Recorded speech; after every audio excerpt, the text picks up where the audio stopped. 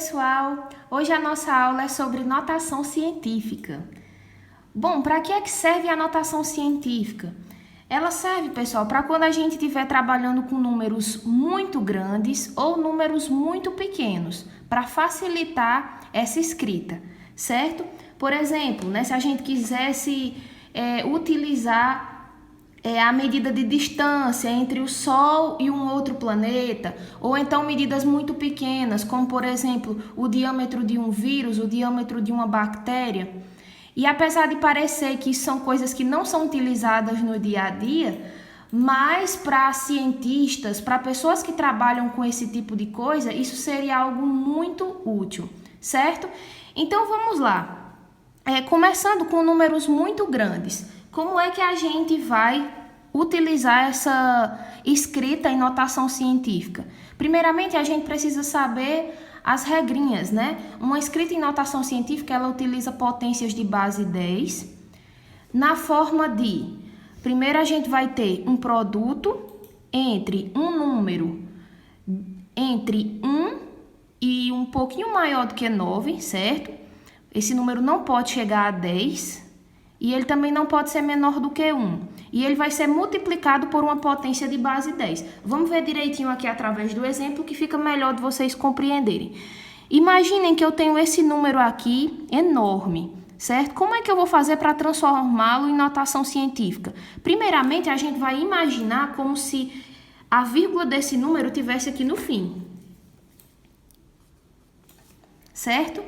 E aí, lembra do que eu falei para vocês? Eu tenho que posicionar essa vírgula de modo que o número fique entre 1 e 9, alguma coisa. Então, essa vírgula ela não pode estar aqui, ela deveria estar bem aqui, para que eu ficasse com 2,87.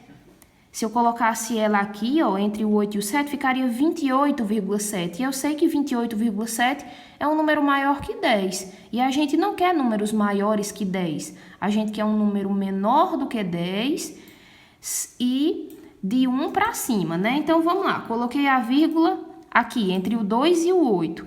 E agora eu escrevo 2,87 vezes 10. Esse vezes 10 aqui vai ser a potência de base 10 que eu falei para vocês. E agora a gente conta entre essas duas vírgulas quantos algarismos eu tenho. Vamos lá. 1, 2, 3, 4, 5, 6, 7, 8, 9. E aí eu coloco aqui 10 elevado a 9. Percebam que eu estou posicionando a vírgula da direita para a esquerda. Então, coloquei aqui expoente positivo. Vamos fazer o segundo exemplo aqui para ver se vocês estão entendendo. Eu tenho aqui, né, o número 38 milhões. Imagine como se a vírgula estivesse aqui no final do número. Aonde é que eu posso colocar essa vírgula para que esse número fique um número de 1 até um número menor do que 10? Bom, eu teria que posicionar aqui. 3,8. Se eu colocasse nessa parte aqui, já ficaria 38, o que não dá certo pra gente. Então, 3,8. 3,8 vezes 10 elevado a quanto?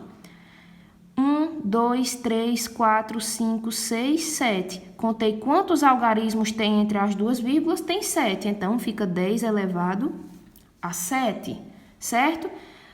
Vamos para mais um exemplo?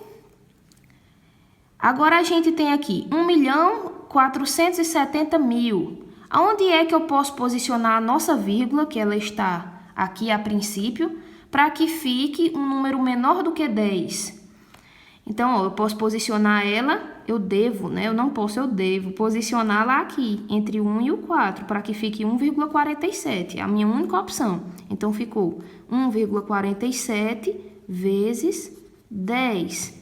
Agora, vamos contar quantos algarismos a gente tem entre as duas vírgulas para que a gente possa colocar lá o expoente. 1, 2, 3, 4, 5, 6 elevado a 6.